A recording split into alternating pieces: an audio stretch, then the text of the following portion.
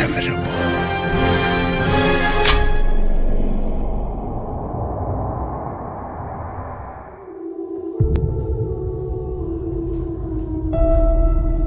OB? Hello?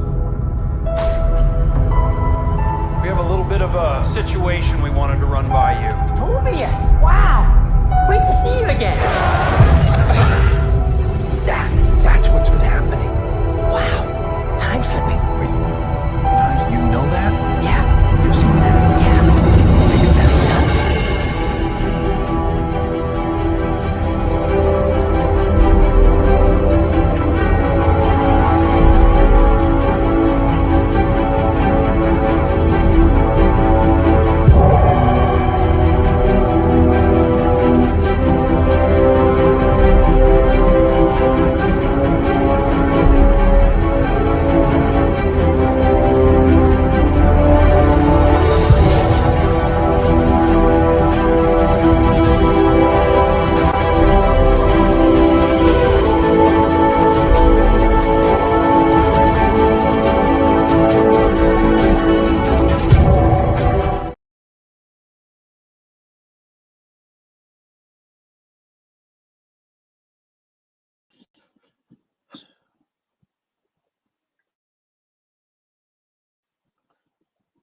Well, we are live, guys. Just probably an issue. So who? I don't know what's going on with, Hi, everybody. with Mr. Knight. Hold on. Here we go. I got to do this on my phone because I did it on the computer and it didn't take this down. It said no. It said it was down, but it didn't. There we go. Okay. Oh, I will let you guys know though. The computer is up and it does run. It's just now I got to get the whole studio back up together again and crap like that. But Everything is fixed now. yeah, I have to get a better cooler. That's about the biggest thing. But it'll run for like 4 to 5 hours without really hurting it. But This is so awesome that this is a whack person's computer that is messed up and not one of the brothers. God. that's because I'm particular about it. Awesome. Like I said, Awesome. very, very particular about getting it all back up the way it needed to be. But it is, like I said, it is working. So that's a very good thing. I'm very happy that at least we got there now. And I was really worried for a while there. In fact, when I finally got it figured out why it didn't start up the last time, it was something really stupid. It had a pin or had a plug in the wrong place. But then on this motherboard, there's pins normally on the old motherboard where you plug it in, and that's where all your hard drives run through. On this one, it's a different place. But it has two different places. But the one that normally is the one to plug everything into isn't the one on this one. So I had it wrong, so I couldn't find half of my hard drives. But now I can. So it's like I said, I'm very happy that at least it's up. And if I have to use it, I can. It's like, oh, I feel so much better about it. You know, Chris, there's a trick you can use. You can use nail polish, dots in your cords and your ports, so you know which one goes into which. No, it wasn't that. I replaced the whole motherboard. So it's a different It's a different motherboard. That's why. Sorry. So just relax there. The pothead talking about nail polish. So I don't know, dude. Yeah, I don't know. Anytime I listen to you and take your word for it. Okay. So Danny, do you have to go at 10 o'clock? No. Okay. All right. So we're gonna go ahead and okay. So we're gonna go around and have you guys talk about your channels and everything. I gotta go back here for a second. So Danny, start with you, and everybody go around and introduce yourself and talk about your channels, okay? And then I will be back as quick as possible. So if I'm not back, talk about your. Yeah, you know how you're doing it. Okay. All right. We know what to do. I'm Danny. You can find me on my channel Mondays, Wednesdays, and Fridays. It's called The Road to Wisdom. I've already uploaded 2, so I'm good for this week. And Tuesdays and Thursdays, I usually do shorts. So definitely check me out. Mondays, we do shows between me, Chris, and Anzo on the Chaos Central. And tomorrow night should be Chris's show. I think it's called The Rule of 3. And definitely check that out. Thank God this is the last roundtable for this show. And there is no storylines tonight. Our fearless leader said he is taking a night off. He just got back from his trip, and we'll be back full strength on that tomorrow next Sunday. But yeah, I'll be on Lonzo's show sometime. The Road to the OC, and since I'm on Gaskar's show on Wednesdays at 8 called The Hangout. So I'm all over. But definitely come check us out. It should be an interesting show. I'm not gonna say good, but interesting. Well, we already know that there's going to be a lot of capping for this show going on tonight. Oh, yeah. So we're probably going to have to mute some people. I can honestly say, Anzo, there's not going to be any capital on me, and this is the truth. I'm here for two reasons: obligation and friendship.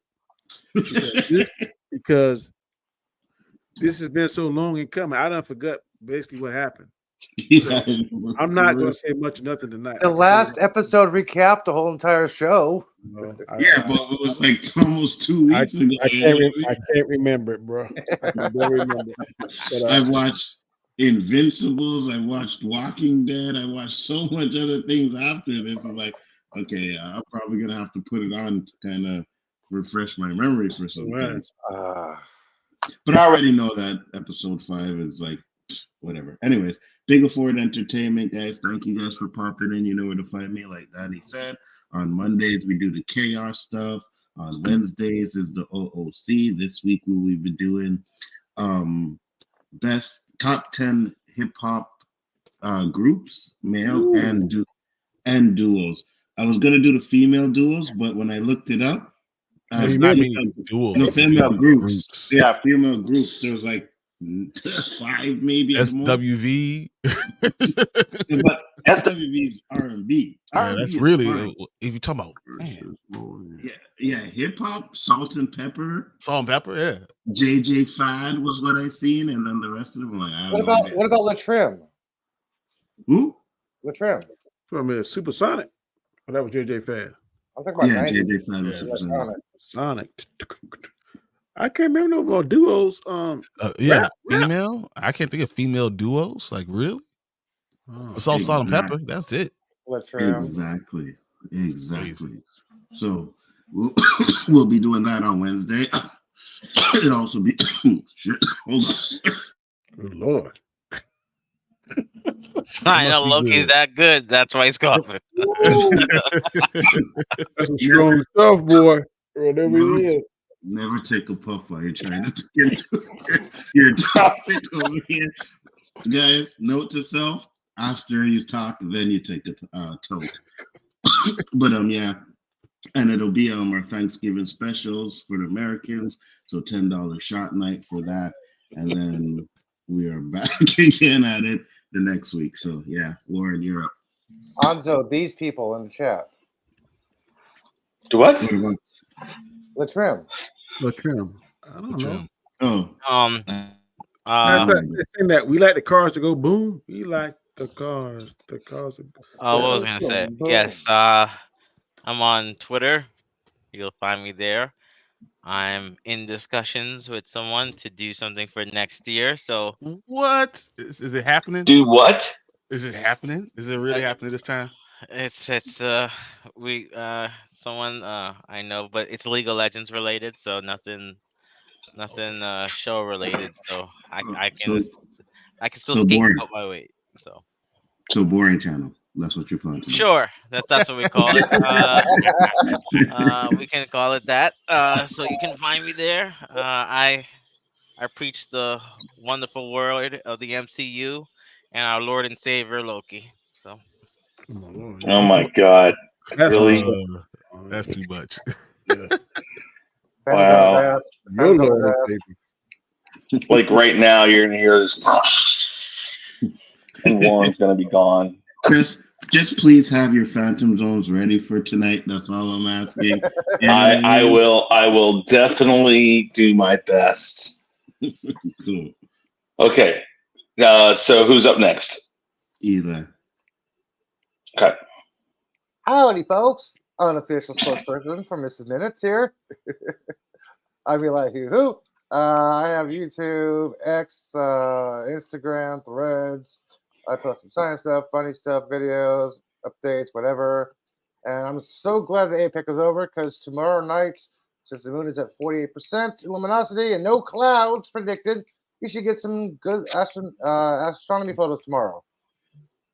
And hopefully I won't get stopped by Secret Service and National Guard again. The cops. What did you do?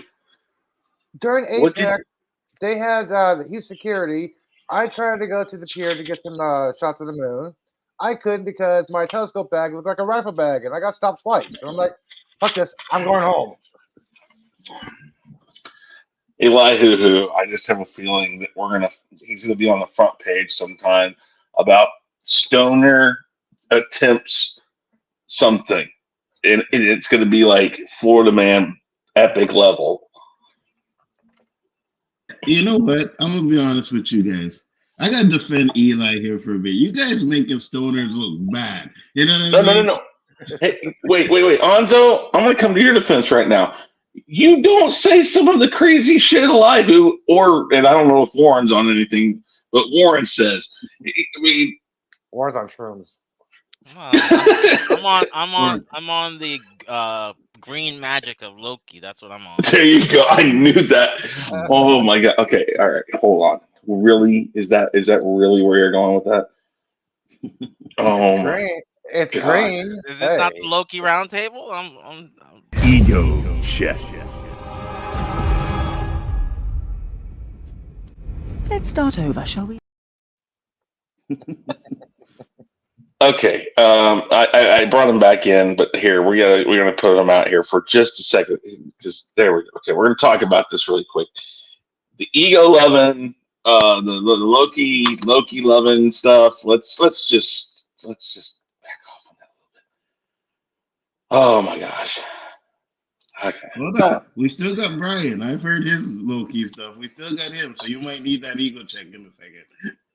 We'll see. Just wait till I start. Just wait. Okay. So since Brian's up there, Brian, go ahead. You go next, and then Austin here will get you. All right. I'm Brian the Grizzly, 1/3 Spoiler Kings. We go live on Mondays and Thursdays, and then as many times I can during the week.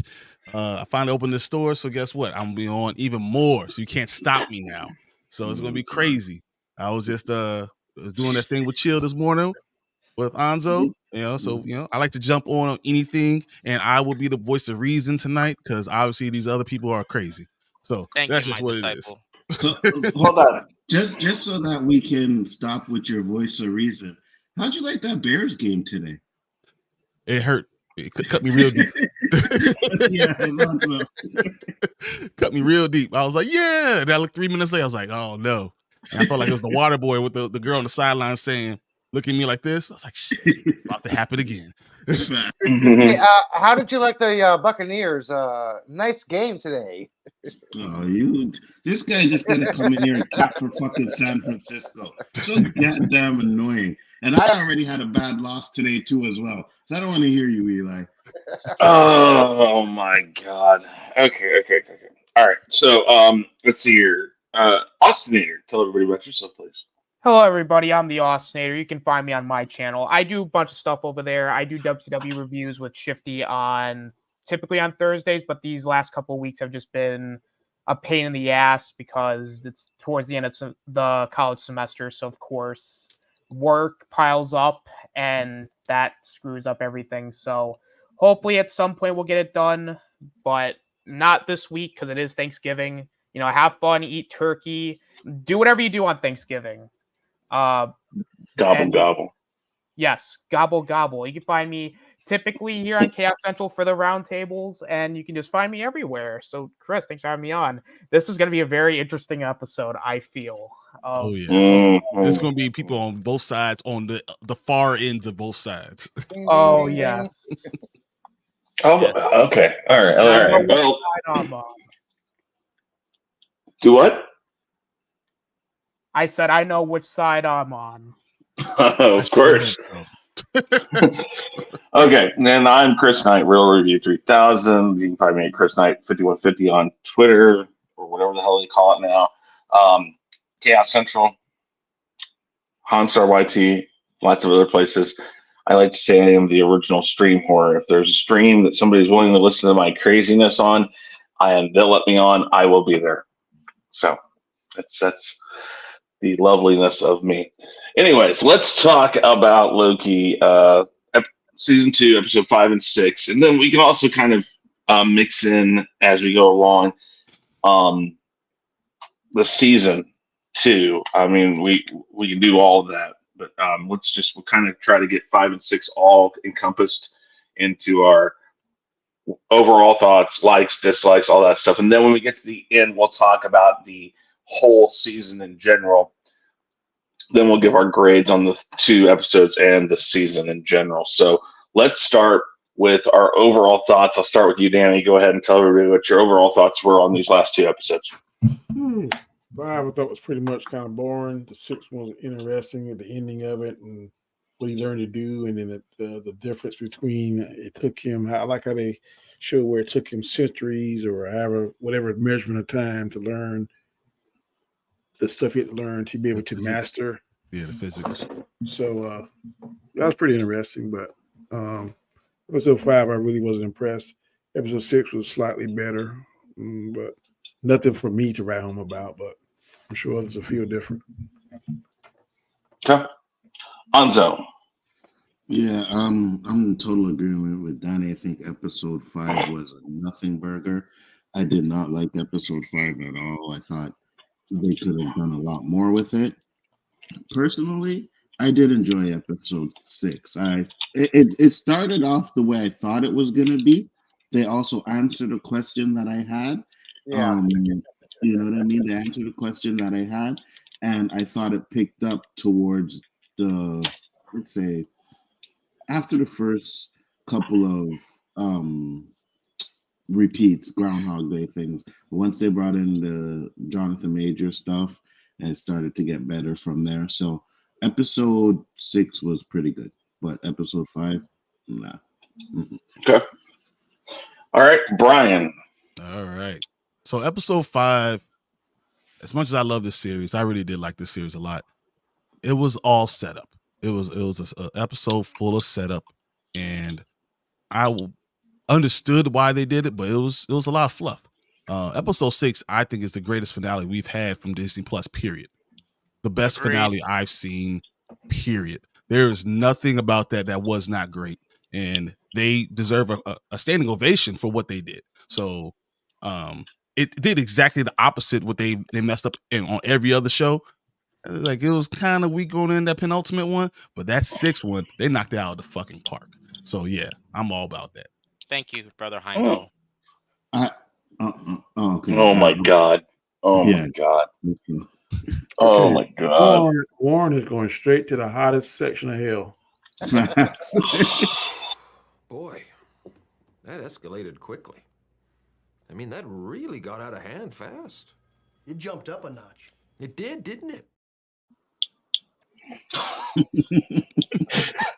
That's how I feel about that. Like, what the hell? Where did that come from? Okay. Anything else, Brian? No, I mean, no. I can't wait to talk about 6, but when we talk about 5, it's filler. That's just okay. Elihu, overall thoughts 5 and 6. Overall thoughts 5. Finally got to see Mobius on a jet ski. Hello. Woohoo! Yes, I know. We didn't get to see him on it. Well, he was sitting on it demonstrating, but it wasn't in the water. So hey, technically he was on the jet ski. Yeah, I even asked answered that exact same question on X, and he's like, "Yeah, I had the same thing." And like, "Yeah, what the hell?" And I didn't really understand that until I actually saw episode 6. I'm like, "Okay, that's why they were doing this and this and this. I understand that now." Otherwise, without episode 6, I'm like, "What the hell did I just watch? This is shit." But you got to watch episode 6 to understand episode 5 and why they did that. That's why I loved episode 6. It's one of the best episodes that Marvel has actually produced. Okay. Austinator. I think, oh my God. What the? Wait. What the? I mean, now I can't do it. We'll do it live. I just can't. Yeah, now we're getting to the far extreme on the other side now. So go ahead, Austinator. All right. So, as you all know, I have not liked the show. I thought a good majority of the season was absolute just boring. mediocre. Jonathan Majors definitely carried it. Sylvie Skywalker, minimum wage worker. I love it. You know, this entire season has been lacking. So I don't know. I put off watching these last 2 episodes for a couple weeks, mainly because one, we haven't had the roundtable, but also I was just like, oh god, I don't want to watch any more of this.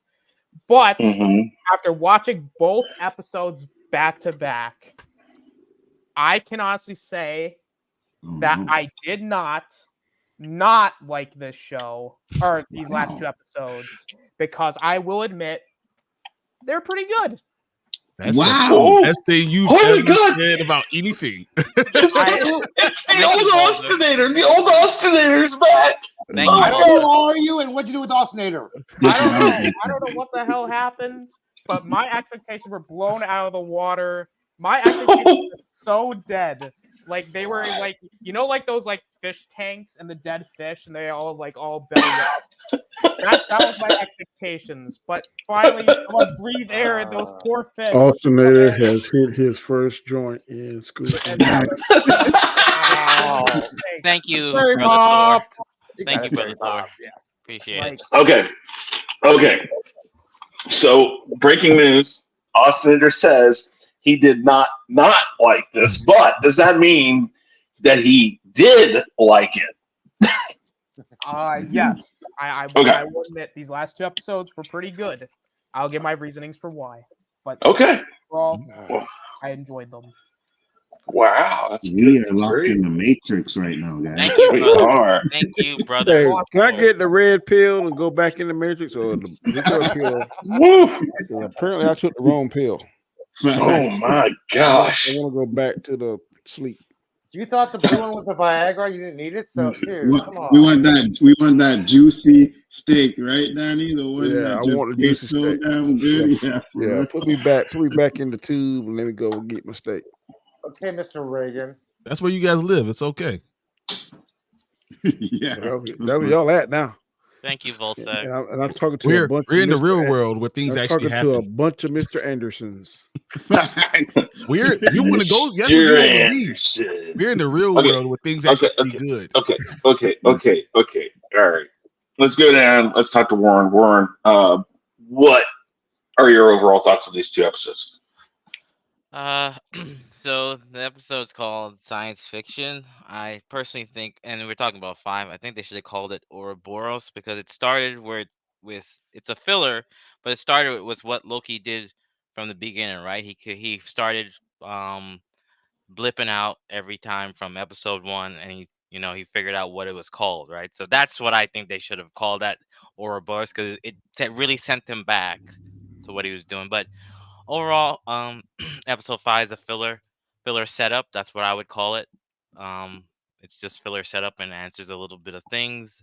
Episode 6 is by far the best Disney show produced since they incorporated it into their streaming service. It gave you a conclusion. It was just great. Overall, the best show. Overall ending story arc. There's a lot of Easter eggs. If you've watched Loki since Thor till now, you'll understand, but we'll go in depth with that. So overall, I think episode 5 was meh. Episode 6, best show ending ever. Loki is the best show ever. Whoa. Okay. I'm on your side. I was like, ever. Let's pull it back a little bit. For Disney Plus. You know it's Disney crazy Plus. when Byron is speaking rational. Brian, for Disney Plus, not best show in all of cinema. For Disney Plus, it is the best show ever. It's hard for me as a black man to say that, because there's certain things like I saw from Falcon and Winter. Exactly, Falcon that was ending was for better. me. That was a movie. That was not a show. I'm sorry to say that. Wow.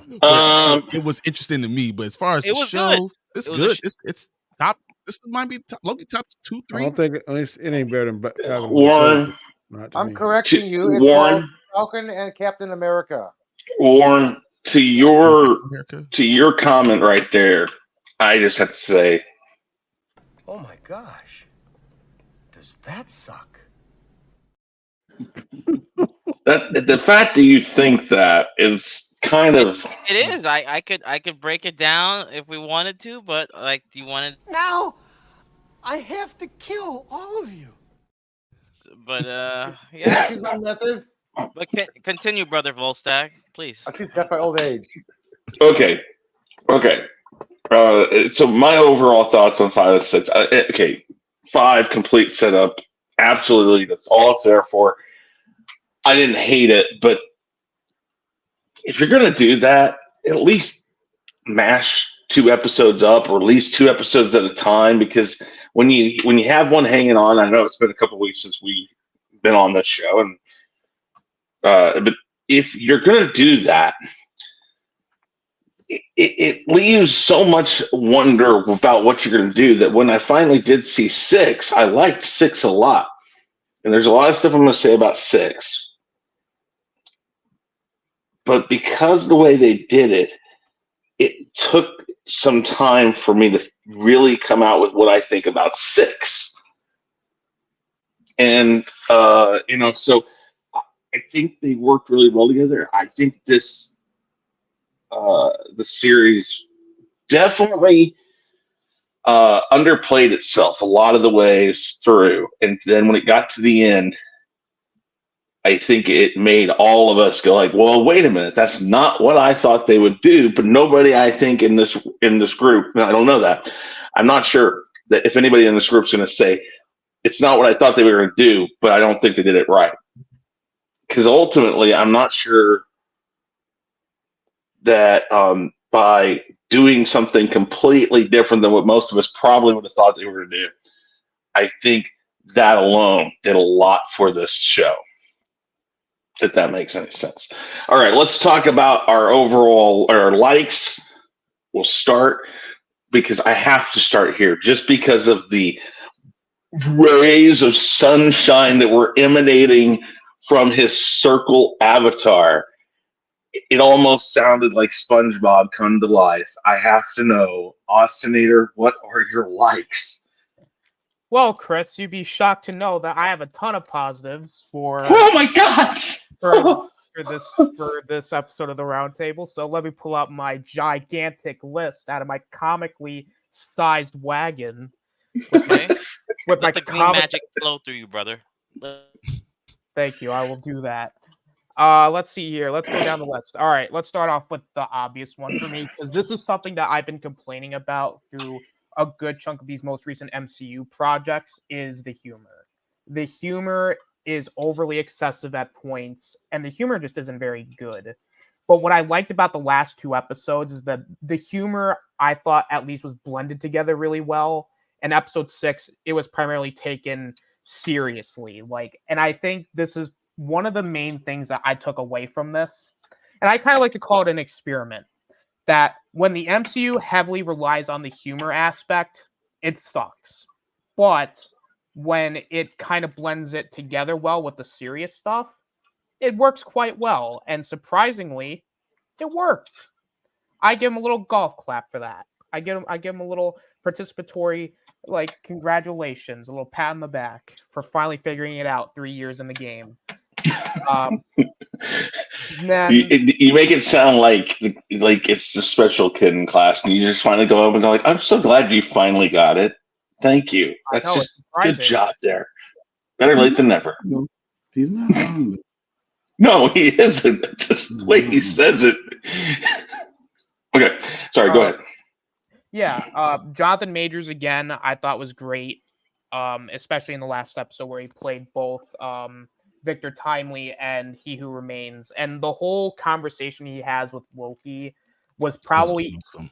It was probably the best scene of the entire show. And I will admit that when he he pauses Sylvia, that just pretty much just clicks her away. I thought that was pretty fucking hilarious. I mean, that's all I've wanted to do the entire show, is just see her go away. But seeing that little interaction between Loki and Kang, and him telling Loki, "Hey, you have to do it this way, or else, that shit's gonna happen." And then Loki's like, "I'll do it a different way than the other ways." And I was like, huh, I never thought of it like that. Good job. Good creative writing, guys. Sylvie, look, I'll be honest, I gave her a lot of shit this season. I mean, the whole McDonald's stuff really did not hit. She was acting like a Karen, didn't appreciate that. But these last 2 episodes, I did not mind her. I thought she came off very, what's the word? Like almost very, like you understand, like almost like what she's going through in a way. Like you actually see it, and she conveys emotion and character to the point where I was like, you kind of feel bad for her. And in that last scene with Sylvie and Loki, like talk about like what do I do? Should I kill you or not? Like that, I thought that was another really, really well done scene that I do appreciate. And also seeing like the variants of like the various TVA members, I thought in episode 5, it is a setup. I do agree with that, but I think it set up the finale very well because you kind of can't. It's one of those filler episodes which typically I complain about, but this time I thought the filler was kind of necessary. Although I do agree maybe it could have been done better. I think if you watch it back to back, it kind of works. Let's see here. What else do I got?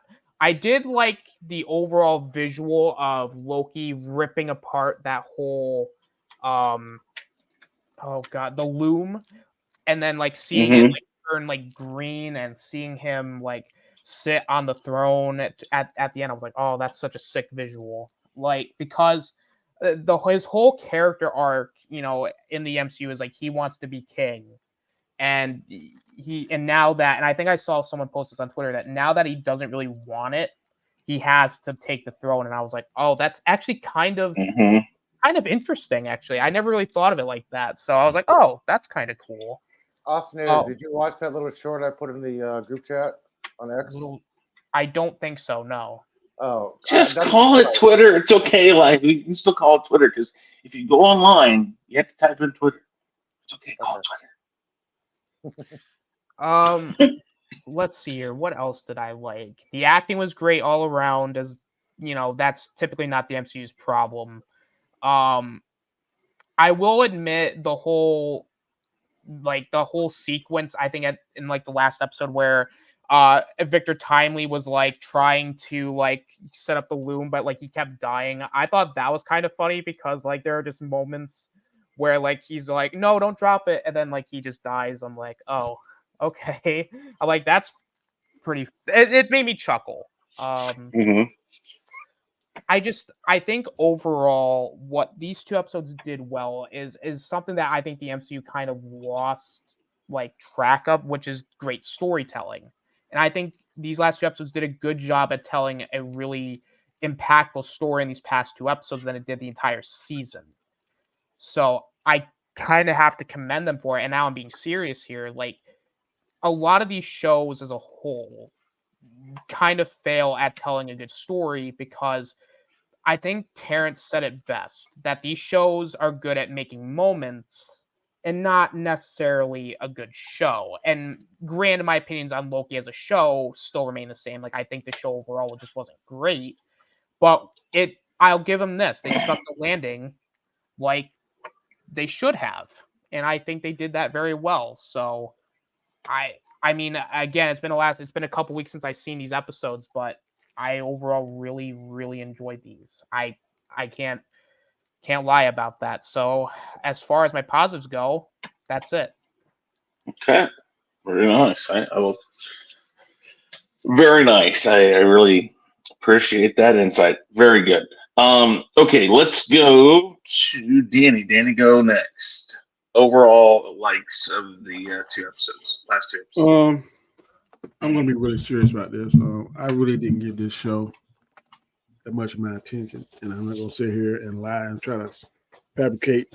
I can barely remember what it was. I'm glad that y'all liked it because there's been some shows, I'll say Boba Fett that I liked, other people didn't. So now I see the other side of the shoe, or the other side of the mirror. I'm not gonna sit here and bash it because maybe I should go back and watch it, but I really just wasn't interested. And like I said earlier, the only reason I'm here is out of obligation and friendship. Um, the fifth show, I really can't remember any details about it. The sixth one was quite interesting. I think I like the irony part of like Loki, always wanted the throne, and now he has a throne, maybe a throne that he can't get rid of or don't get rid of, or I don't know how it is, or now it's he who remains. I don't know. I'm very interested in hearing y'all theories because maybe y'all can enlighten me on some things that I just didn't pick up because I just really wasn't interested in the show at all. Okay. All right. Very good.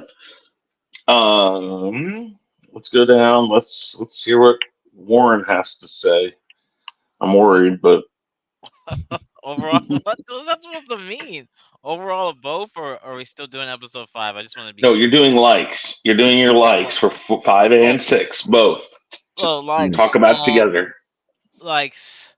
Both. Likes. I just like the overall development um of Loki. Um, I liked he who remains Kang is very cold. He's probably the coldest villain because in the end he's just he planned everything and he's like, you still can't beat me even when you try. And that to me is a villain that just, that he's winning. He's gonna win no matter what is really scary. So unfortunate situation with Majors is and what that is gonna happen for the MCU, but I like that a lot. We got to see more of Sylvie So let in the me ask sense. you this, Warren. Did Loki end up beating him? No. So he's still out there somewhere. Yes. Okay. I agree.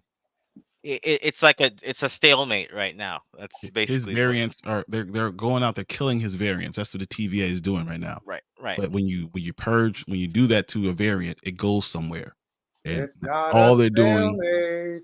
all they're doing is getting all Kangs in one place, and they're gonna cause a big problem. It is a statement, Eli Hugh, but I'll debate you later on that because I can explain that too. So couldn't the same be done with Loki if he start killing all his variants, the one that make him more powerful? That's exactly what happened. They were all in the same place, but not all Lokis were evil. So now, when you have all Kangs going to that one place, they are evil and they are geniuses and all that stuff. Now you creating a problem. But now isn't Loki a genius? No. No, He, he's good at what he does. yeah, Little G Kang. God. To some extent, yes. I thought he gained all that knowledge and all He that. gains Yeah. knowledge. As a physicist, but not like a genius overall. Yeah, he's not a genius. He mastered the magic where time. Kang mastered time with tech, and that's what he want because he knew that he had the ability to do it. That's why he said, "I've been watching you all this time," which is why I go. It goes back to the finale. You have to pay attention to the words he said when he's sitting down talking with them. Mm-hmm. Episode 5 was it was more like sentimental in the sense that you got to see more of Mobius and where Hunter B and that stuff. I like that. I think I what I liked about episode 6, because 5 is not that much for me to talk about. I'm not gonna drag that out. I thought it was okay, not a bad episode, but just okay. 6 was more of what I wanted out of Disney Plus as a streaming service. I got what I wanted, a actual conclusion, and I can sit back and say, you know what? They ended it well. I like that. That's what I wanted from a show. Like, don't get me wrong, I've watched other shows, but that was the most important thing for me. I don't know about other people on the panel, but I got a conclusion because if you've paid attention to the character and you liked him, which I do, I even have Loki shirts. um, I could prove that. That was what I liked the most. What they can do with the character is even much better, but that depends on the direction that Marvel's going to go. And what I liked is that Loki wasn't selfish because that has been his whole thing me. But then again, we have to go back to episode 5. Why it's a filler. Once he started to see his friends go away, he's like, "What can I do to keep them here?" So I think it was a good development of Loki overall, and I want to see. This is later on, but not gonna spoil anything. I want to see what they do with him on that throne because it's not what he wanted, but it's what he had to do, which is honorable. So yeah, that's all. Okay. Very good. Brian. All right. So episode 5, I believe it was, very Groundhog's Day ish. It was more him trying to figure out himself and also him defining what he was in. He was in a prison, in time prison, and the slippage was his chance to get out, the key to him getting out. So that's kind of what all episode 5 really did. It was just all set up for 6. So if you look at them as one entity, it gets a lot better. But 5 by itself was hard for me to stomach because it didn't really give me anything but just more questions. But 6 did everything that you're supposed to do in a finale. And it's the first time they understood the assignment, actually hit it. Gave you emotions, made you understand the character. This episode took 14 years of him playing Loki and put it all down to how he matured into another being, and then he understood what he needed to do, and he became what he always wanted to become, a king. But it was at the thing at it was at the cause of him still not getting what he wants because he still lost all the people he loved, the people that he really wanted to be connected with. He had to give them up in order for them to go on, and that's real sacrifice. So he finally became a real hero. He went from an anti-hero to a real hero, and him becoming the god of stories was very interesting that they chose to go that way. And I'm a little bit interested to see what Disney is going to do with that, because with him being in charge of all these variants, all these strands of the multiverse, if we're going to get Battle World Earth, as it was suggested that we're going to get in Avengers 5 and 6 and stuff like that, then he has to let go of this stuff. And they have a lot more room to do. But they did all those things in one episode, which they have not done in any episode for any finale. Tom Hiddleston did his thing as far as acting. Jonathan Majors always brings it, and he definitely brought it. And I believe him as a villain. I think Disney's doing him a disservice. They're not giving. He should have won in other places. If he beat Ant-Man, if he won, in other areas when you bring him in, they would have made him a better villain, and this whole thing would have went further along. But I love what they did with this episode. I love how that Loki had to go through all those Groundhog's Day to understand how to stop time and to actually control the time, and understanding He Who Remains, and getting on his level. I thought it was beautiful. It was very comic book-y. So like, if you love comic books, episode 6 was straight out of the panels. Like, if it was $170 million that was spent on this series, $100 million was spent on just this episode 6. It was beautiful. It was well done, well maintained, well acted. I didn't hate any character at the end, and I don't like Sylvie either. But I didn't hate anyone because it all made sense. They gave a finale, and that's what I've been waiting for years. And I think it deserves a standing ovation. I loved that episode. Series as a whole, we'll talk about that. Okay, very good. Let's go up to Anza. Anza, go ahead. Yeah, so episode 5 to me, like you guys said, was a filler. And so what I heard was the reason why is because they actually had something else planned, but Marvel nixed it and told them they weren't able to do it. It was supposed to be something epic, and Marvel said no. So he had to rewrite the episode, and it was rewritten within like 5 days. No, it was like a day. It was a day, right? Yeah. It was one day. We gotta do it. Yeah. So I can understand why the episode turned out the way it did. I don't know. It was just slow. It was really nothing really happening. I get it. And I said from episode 1 that they were kind of they foreshadowed seeing Morbius in his normal life, right? They foreshadowed that. So I knew they were going to do that at some point. Just wasn't sure it was going to be like that. Didn't really feel it. Episode 6, as I said, when I first started watching, I'm like, oh, okay, they're doing this Groundhog Thing Day, which I said I had a feeling they were going to do. And then they answered the question that I had. I'm like, well, why didn't he just go back to the time where Sylvie, was going to kill He Who Remains? And then they did that. So I said, okay, that's pretty good what they did. Jonathan Majors, of course, he kills it as always. And certain times in his conversation, he was doing his like Jonathan Majors, He Who Remains thing. And then at one point, his conversation just got like real serious. You know what I mean? I was like, oh, that's kind of interesting the way he did that. He mocked Victor Timely. You know what I mean? Let them know like, oh, Victor Timely was really nothing. It was nothing. And so him when Sylvie killed him in episode 1, we were like, man, I don't like that. Now come to find out that he actually had a contingency plan for that was really interesting. I was okay, so that makes some sense. You know what I mean? I mean, he At planned least it then, all. He told her, yeah, he basically put the knife in her hand and said, go ahead and do it. And yeah. girl, like losing her mind. What the hell? No, it was all So part of his plan. you're right, but the only problem I have with that is in season 1. At one point, he tells them, "Oh, I fibbed, and I don't know what happens after this point," right? But it seemed to me like he knew it was going to happen, and this like, I knew this was going to happen. Even when Loki froze time, he was like, "Oh, you finally learned to do it," and stuff like that.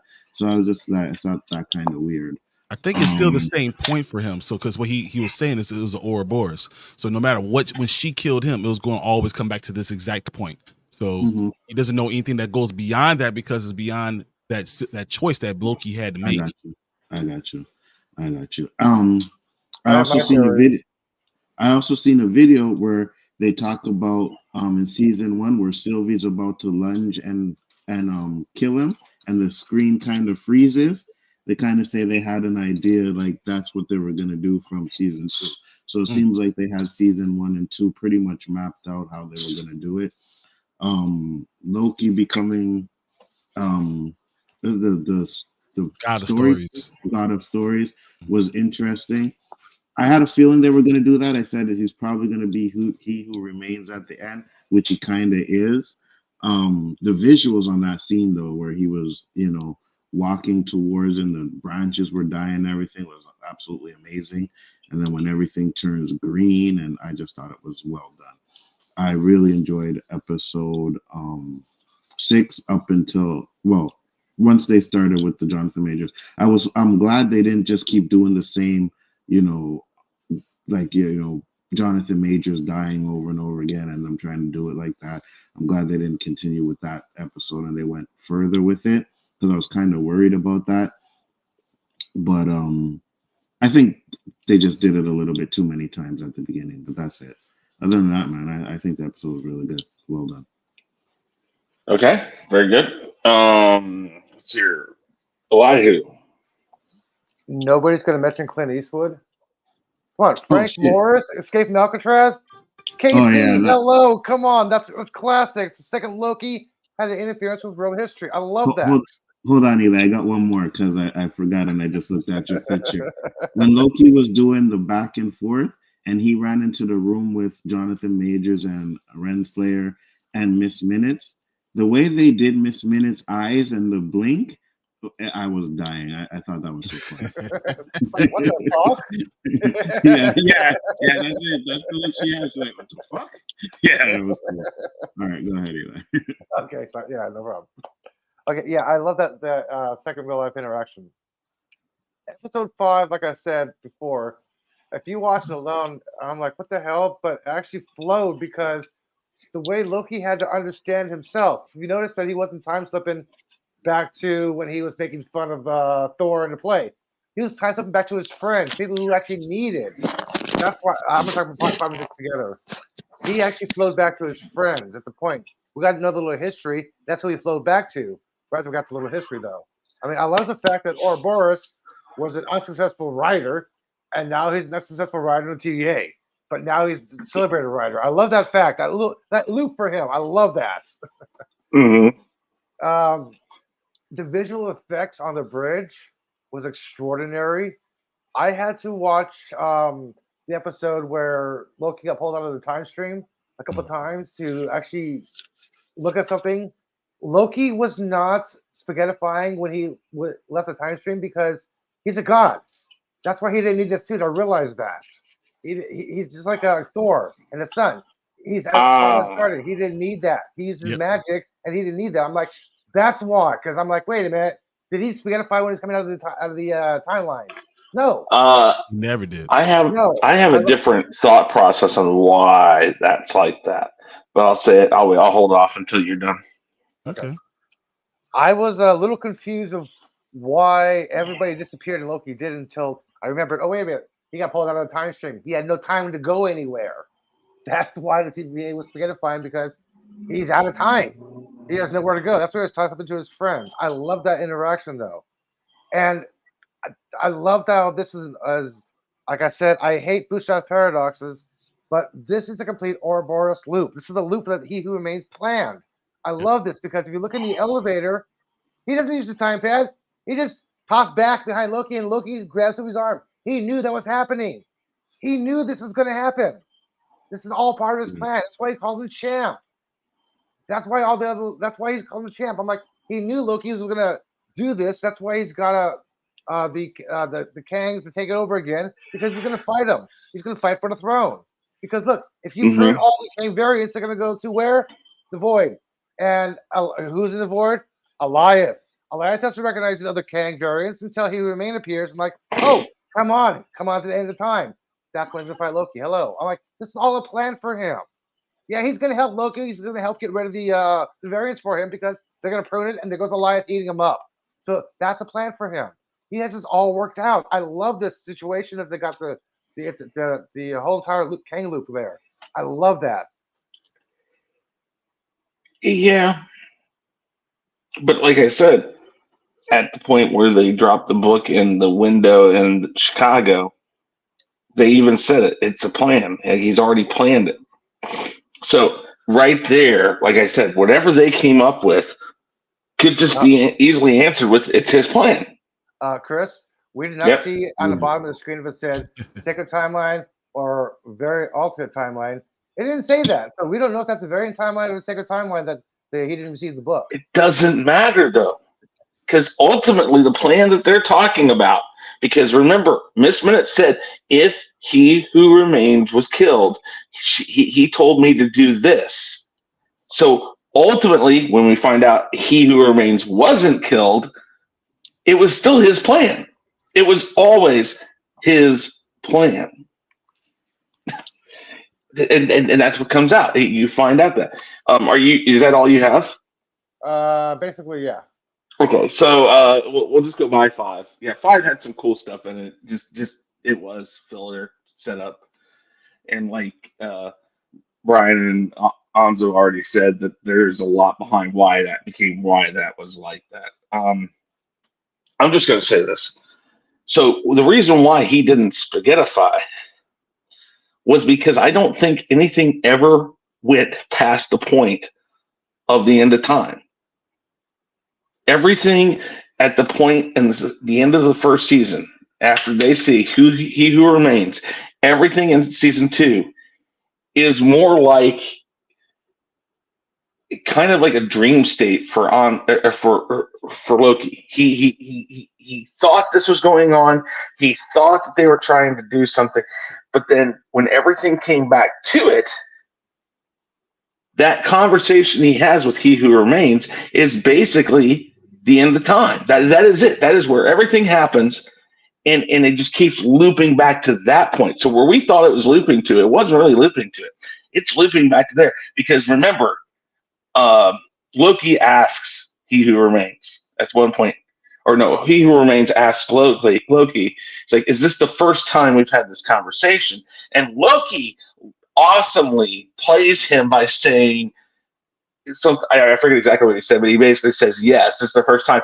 And then Sylvie starts again, and he snaps and stops her again, and that's when He Who Remains realizes, okay, wait, hold on. Okay, so you have been here before. We're past that point. And so, again, I think the reason why he's not spaghettifying is the spaghettifying is his, I don't know, I don't want to call it a dream. I don't want to call it about a vision. It's just that's where everything for him stops because he can't get past that point because that point is the end of time. It won't go past there because the ultimate problem for him is, do I kill Sylvie? Just keep her from killing him because that's going to happen if we go forward down that line. Or do I rip the loom apart and not kill Sylvie? And he eventually decides to rip the loom apart and make the greater sacrifice. So this does, again, I forget who said it, and I think several people have said it. This really did the one thing that a lot of other series have not done, which is made the show about the person the show is supposed to be about. Ultimately, it is about Loki.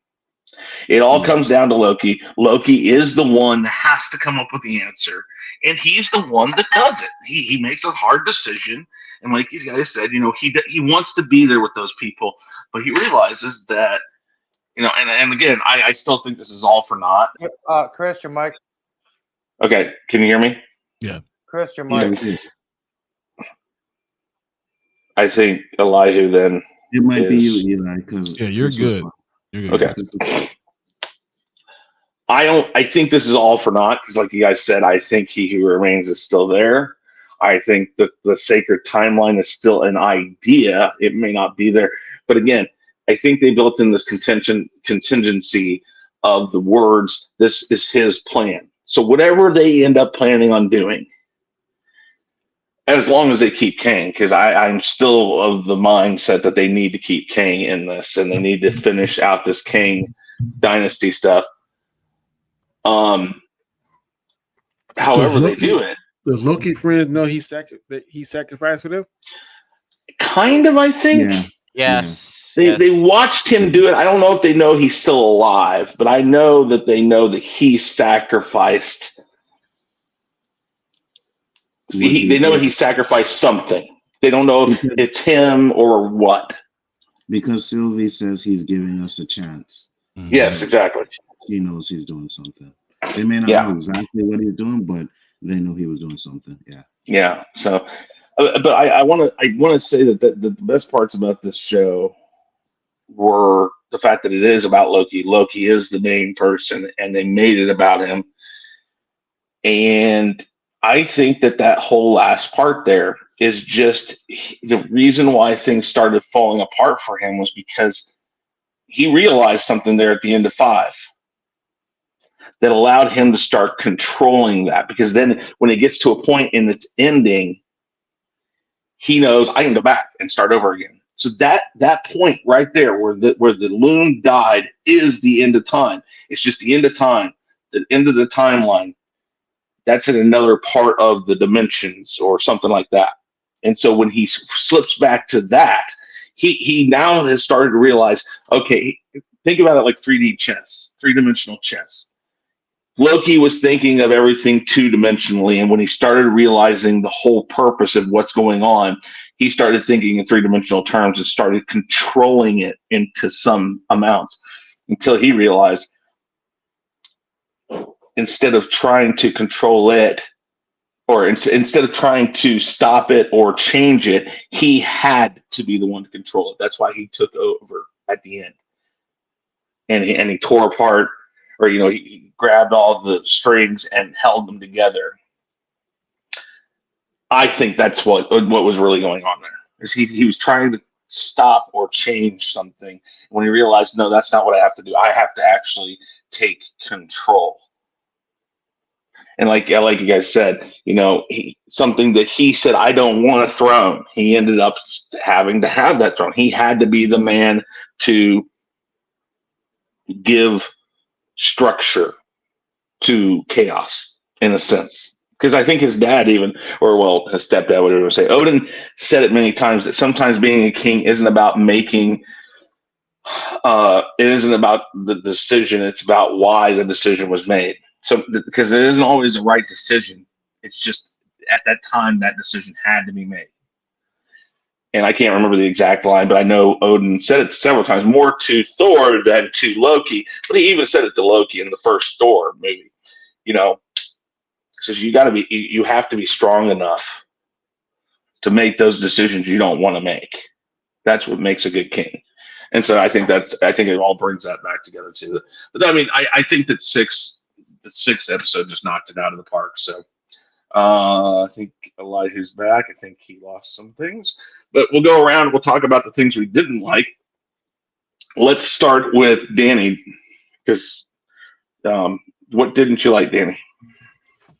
I definitely like episode 5, but after listening to y'all, I'm probably gonna definitely go back and watch episode 6. Maybe I can get a better grasp of it. Watching it. I really don't like the fact that I hear y'all saying y'all think he remains still out there, but I'm not certain because for the simple fact of the real life aspect of the character. If he don't make it, then I think they're gonna write him out. I don't know if they're gonna recast him or not. I don't know. Reincarnation, baby. Reincarnation.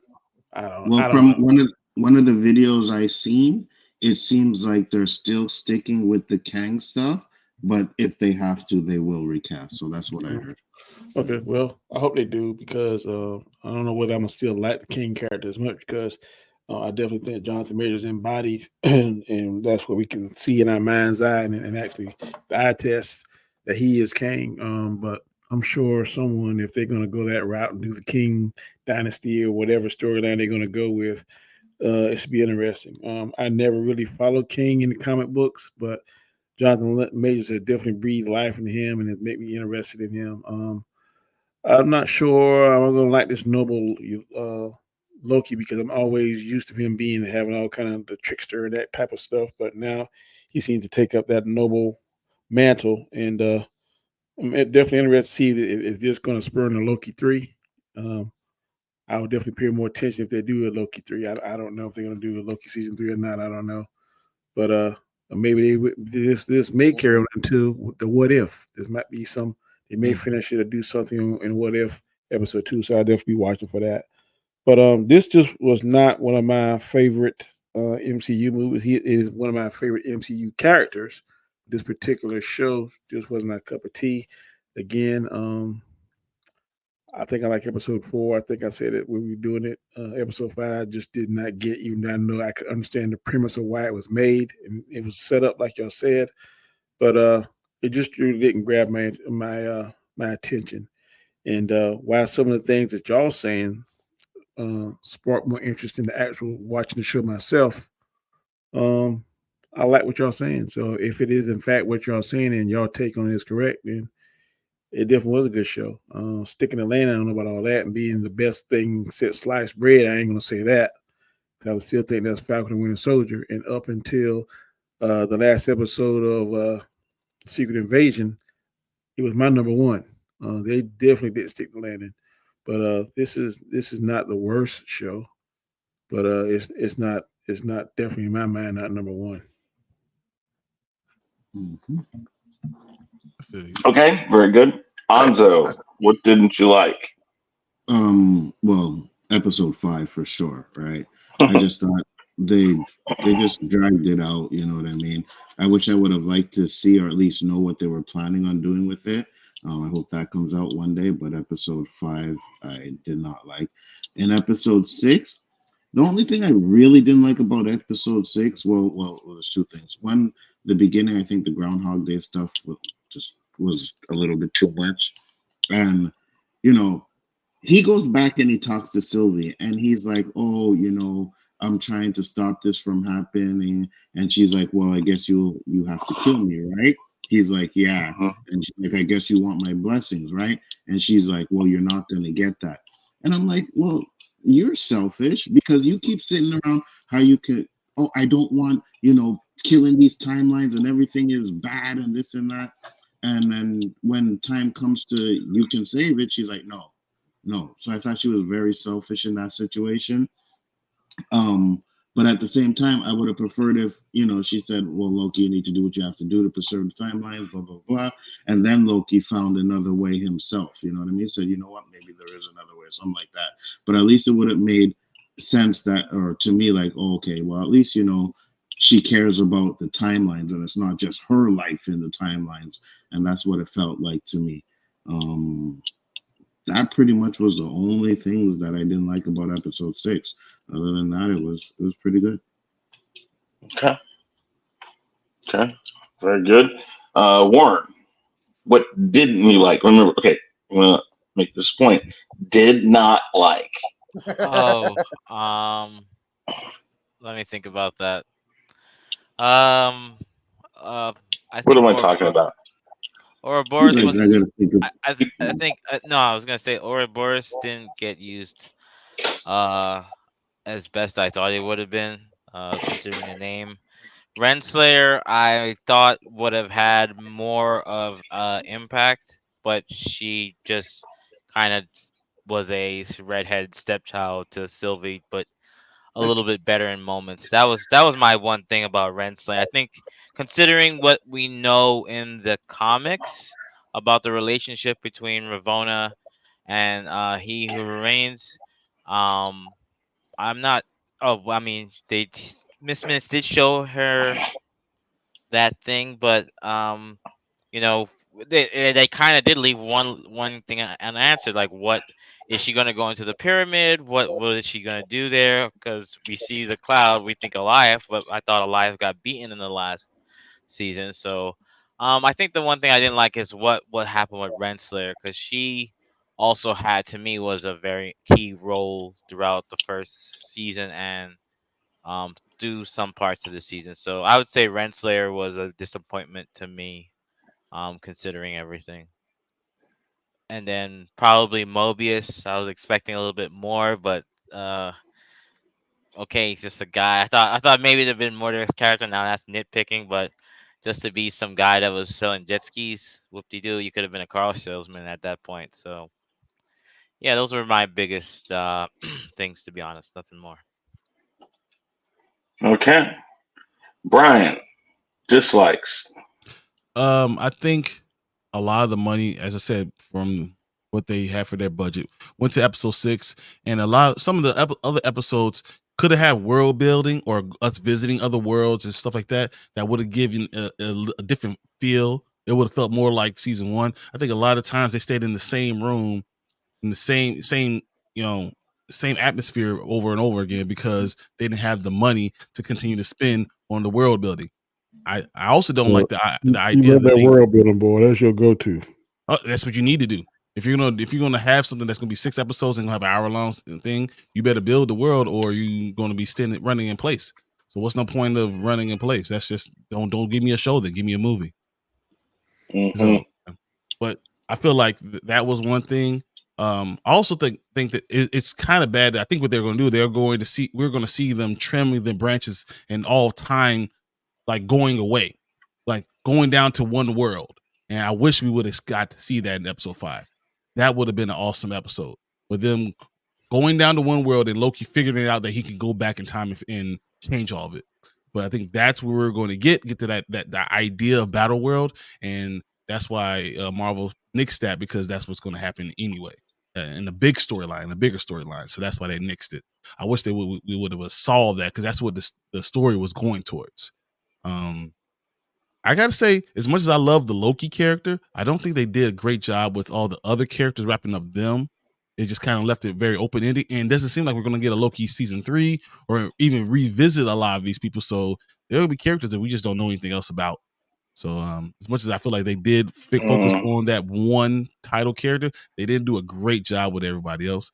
But besides that, I gotta tell you, I enjoyed. You know how I felt about 6 already. I think 6 was almost a masterpiece.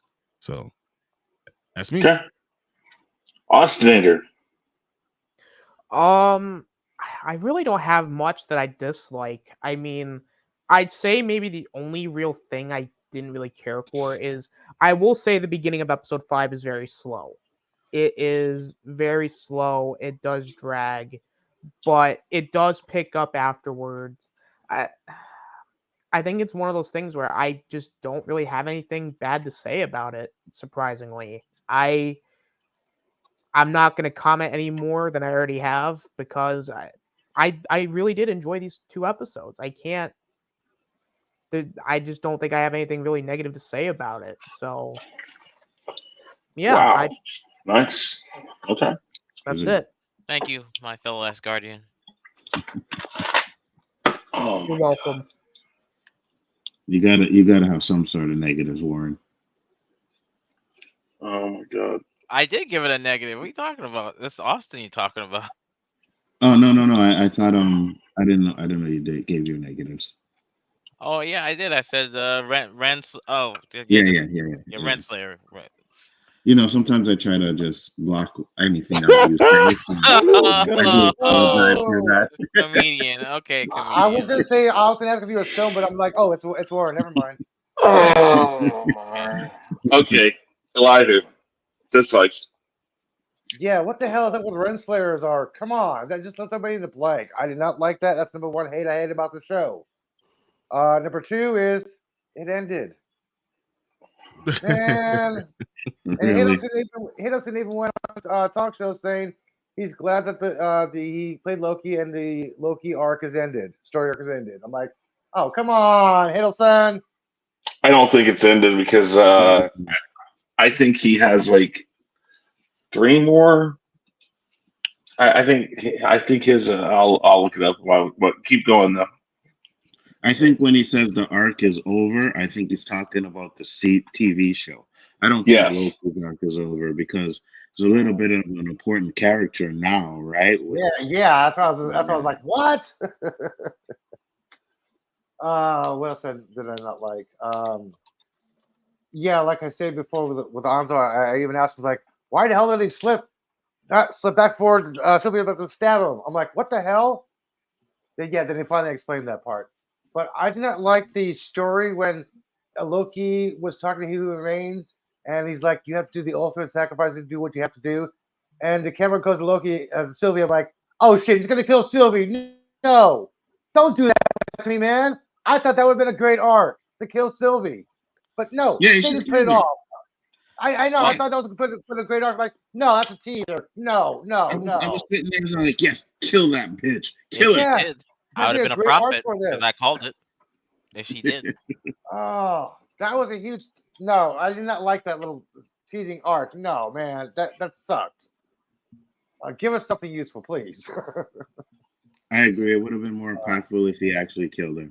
And I mean, like, damn, yeah, I agree. Yeah, the timely dying over and over again was a little ridiculous. How many times can you show them how to die? It would just been better if they cut that out and just go to the repeating stuff like, don't forget the helmet, don't drop it, don't forget don't keep moving. Yeah, if they just kept that instead of the repeating timely spaghetti fight over and over and over and over again. How many times can we hear that Wilhelm scream? Come on, jeez. Without it, you don't have the frustration. It's trying to build in the audience the frustration that he's feeling, though he understands all of what's going on. He still can't get past it. You have to build that up. So I mean, I feel like it wasn't that bad to do it. They didn't do it. If they would have kept it going for 10, 15 minutes, that would be too much. But they really didn't. They gave it to enough for you to understand the frustration he's feeling, that he's trying on all things he can try without, hammering it over the head. If it would did even more, then that would be the problem. But I think they get just the right amount. Yeah, and anything else? Yeah, there was supposed to be a Marvel rumor insider, not the speculation, but somebody actually works for Marvel that said that Hemsworth was on set, spot on set one day, and I was watching this little short here that actually made sense of maybe there was an extra cut scene because if you watch the Battle of New York, there's a part where Loki's actually fighting, and all of a sudden he stops and he has a confused look on his face. He looks at the city, the damage, like, uh-oh. Looks at Thor, and he jumps away. Then all of a sudden he's fighting again. Was that a cutscene that he time stuff back there just to see Thor? Because I'm like, wait a minute, that actually does make sense. So I thought it was a bad edit for a movie, but I'm like, wait a minute. Because I was promised at least Throg. Come on. Well, the theory is that Yeah, like the episode had something to do with him going back to New York and that stuff. So maybe you're right. Maybe there was something there. I don't know. All right. Anything else? Yeah, one other part I wanted to add on the part I liked. Oh, When he was doing his little back time slipping, and he's talking about how much time to learn physics, like centuries. Then they go centuries later. Thank you for not having a montage like Stargate they did with the clipboard. yeah, Thank you for yeah. that. Thank you. Centuries later worked perfectly. The only thing that would have made that more epic is if they had the whole SpongeBob centuries later or something like that. Because while that is stupid humor, like Austin here was talking about, I still think that something about that would have been poetic. Yeah, but I did not want to see like a Stargate esque clipboard and then him sitting there like, yeah. Uh-huh. Yeah, no, for sure. I love that. Centuries later. Thank you. Perfect. All right. Yeah, Anything else? Those are my likes and hates. Okay. All right. So I'm not even going to pick on 5 because here's the thing: when it becomes filler, when you hear about the stuff like you guys are talking about it being having to literally be rewritten in a second, it could have been a lot worse. Obviously, they could have really screwed the pooch on that. So they kind of took some easy paths. They showed us, the other lives and stuff, which is cool. I thought that was good. So I'm not really going to attack 5. I can't attack it as lackadaisical because there's a reason. We heard the reason for why it happened. And I don't have anything to throw at 6. I mean, could they have done some things differently? Yes, but did it have to be? Did that make it bad? No, it didn't. I don't think, again, I had to think about this. So we were sitting there watching it. I made the last watch party that Anzo had. And I know we talked about this right after it's done. We were kind of like, huh.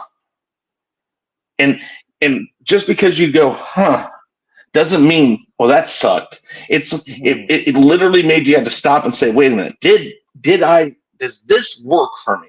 Did this work? Does this make sense for this? And I think it's almost like when you see it, let's say, a skateboarder or a snowboarder or a gymnast do something that hasn't been seen first, you kind of just stop for a second and go like, what did I just see? Wait a minute, what was that? And it was kind of like that. So yeah, I think they stuck the landing. I think they did. Now I hope, and I don't think they're done with Tom Hiddleston. I think they've done what they've done with several other people in the MCU, be it Robert Downey, be it Captain America, Chris Evans. Chris Evans. Yeah. Johansson. Yeah, we'll see what happens with Scarlett Johansson after this new deal that the actress just signed, because that was the big beef with MCU, Disney, and her, was the fact she didn't see any of the residuals from the streaming. So we'll see if they maybe worked out some deal. Coming back too. Yeah, I think she will, and if they have that deal, what? Who'd you say about Scarlett Johansson? Yeah, it sounds like she's gonna be coming back too. Oh. Yeah. So, but they've written it in a way that they're not required to be the, here's a contract for 7 movies. We need you here for every one of these. It sounds like they know that they need these people to show up. It does lean to the multiversal side of things, that they need them to show up because they're going to show up in different parts of different universes. Maybe Scarlett Johansson's looks the same in a different universe, but it's different. Maybe she's the head Avenger or something. I don't know. Who knows what they're going to do. But yes, I think that they're not done with Tom Hiddleston. I think they've just finally said, you're not handcuffed to this part anymore. But then again, much like Iron Man, much like a lot of these people, who would you pick to play Loki if you picked a different actor to play Loki?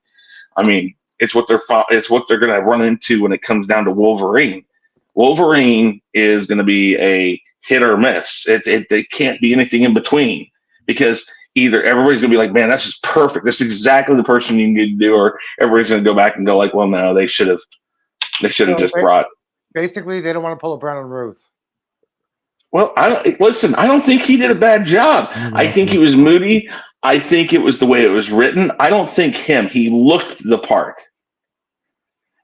I think it was a lot of other things in that movie that didn't do well. Because yes, he's very moody in that. It's a moody Yeah. Superman. But then again, hey, that was emo times, so maybe that's what works.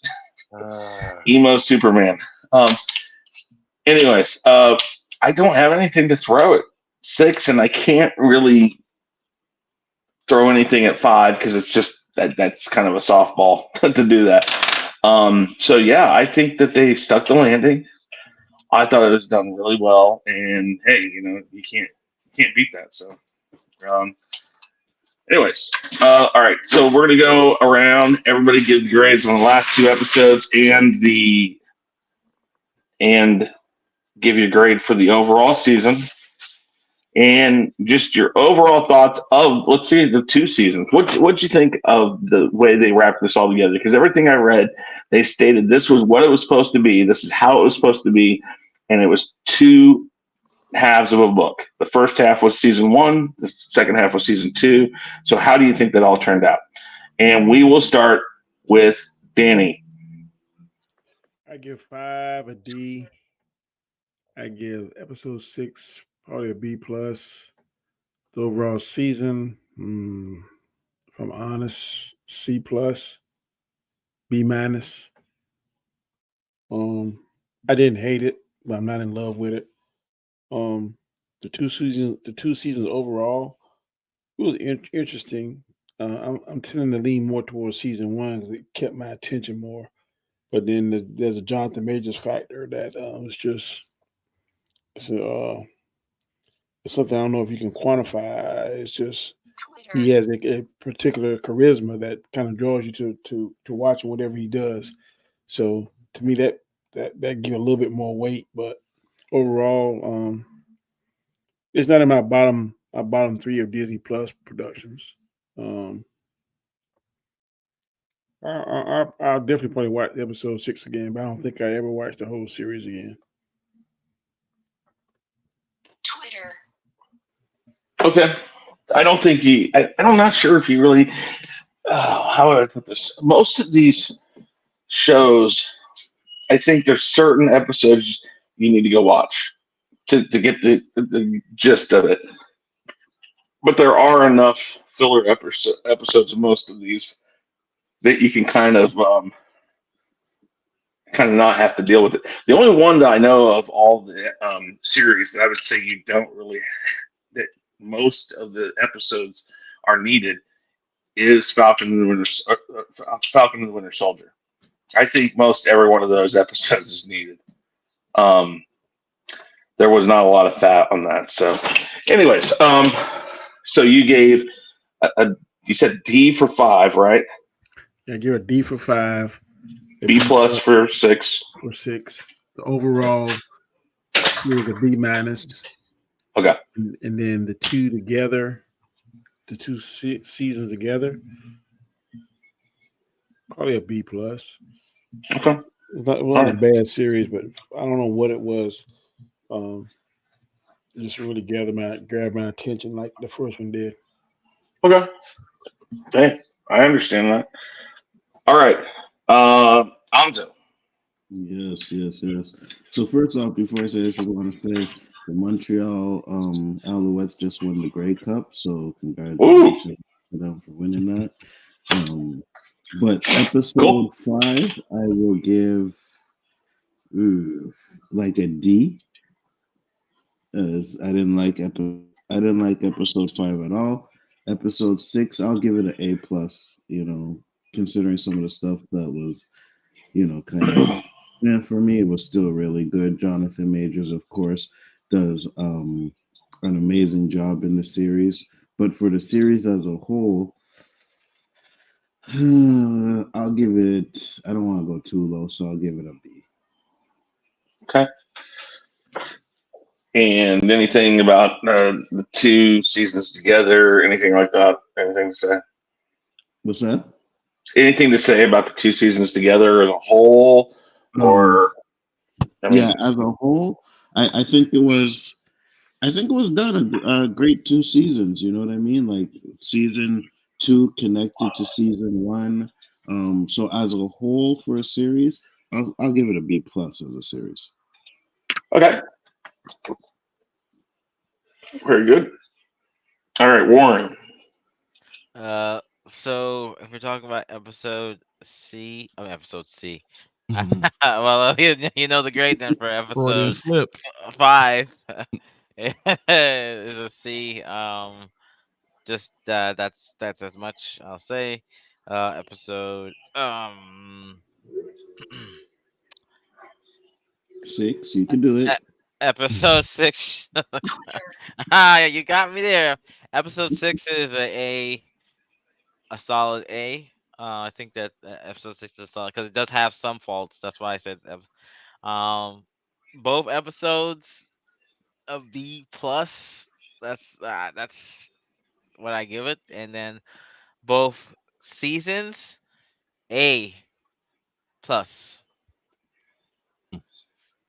Best. I think if they wrapped it up, if they this is the side note, if they decide to still stick with the 6 episode format, whatever person director, they should look at how Loki was done in a 6 episode format because that was the best so far as a show. That's the best format I've seen so far for Disney Plus show.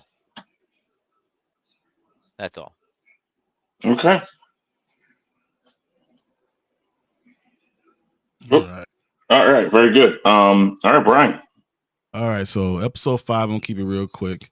I give it a B minus only because it set up so much for 6. So you got like extra credit grades because 6 was so good.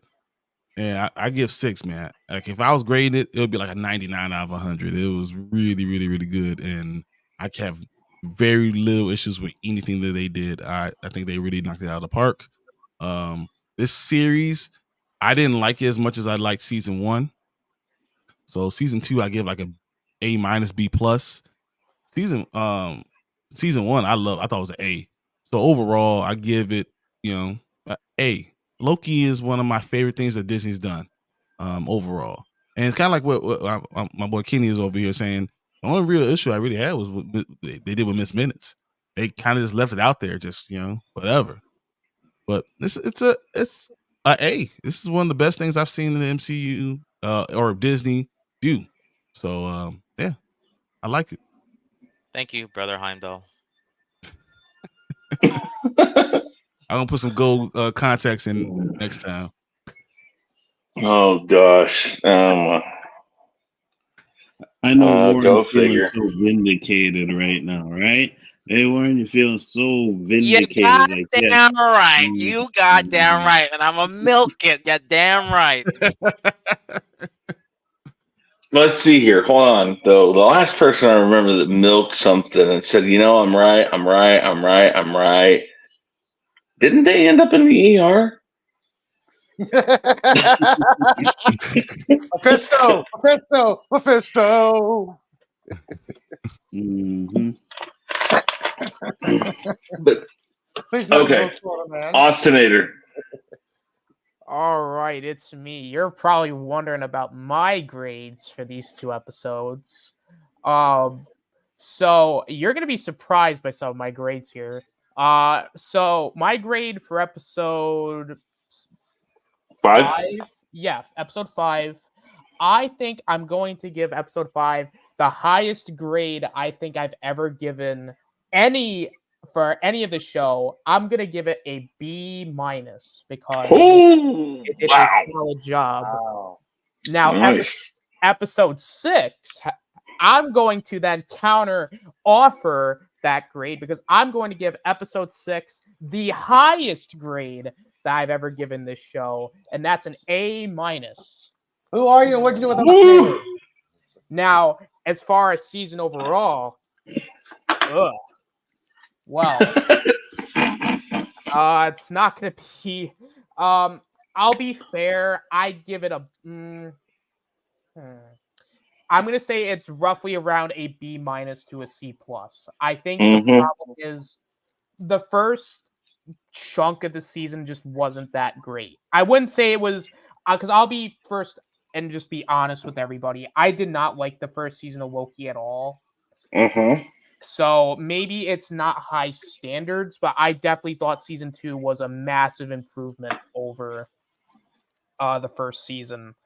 But that's really only because of the last 2 episodes. Because but even then, I still thought it was enjoyable. As far as grade, I would give it. I'd give the it's not my favorite, but honestly, it kind of grew on me. I'd give it a C+ show overall. I thought it's all right. Even though I don't like the first season, the second season and the finale really brought it home for me to at least make me kind of see it in a different light. So C+. Okay. Very good. All right. And Elihu. Thank Eli, you. the high science guy. Thank you, brother. Oh my Balder. god. You Oh my are the god. science guy. So okay, my overall rating for episode 5 is an astounding C, but episode 6 gets an A+. Loki season 1, they kind of rushed the Loki character development during the film review. It's like, oh shit, he came to a realization. Oh shit, he changed my life.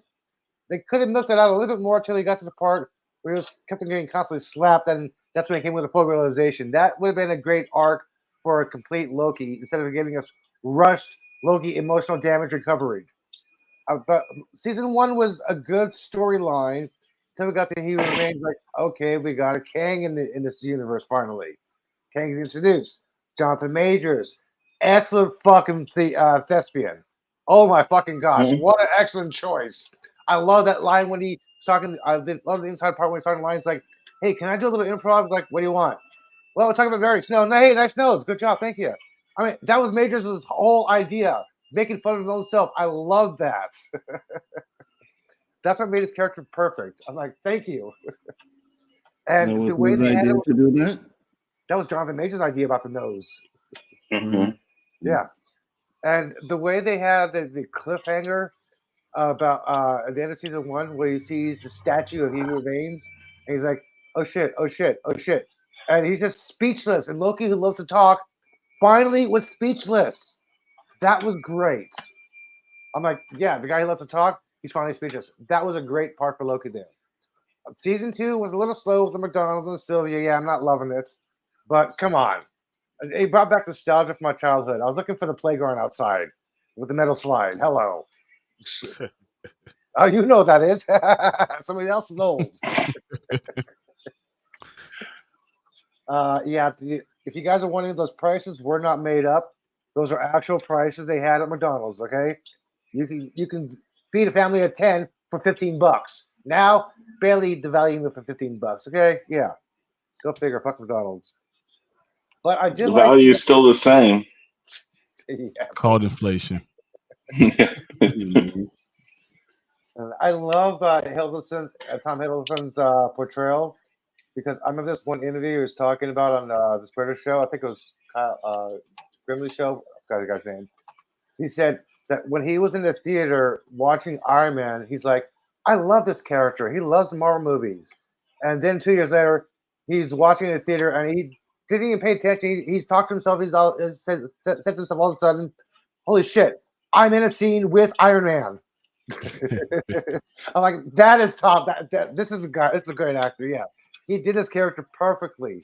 Evil, the good guy. I mean, this is a great guy. He's a great actor. He brought this. I could not think of anybody right now who could have ever played Loki.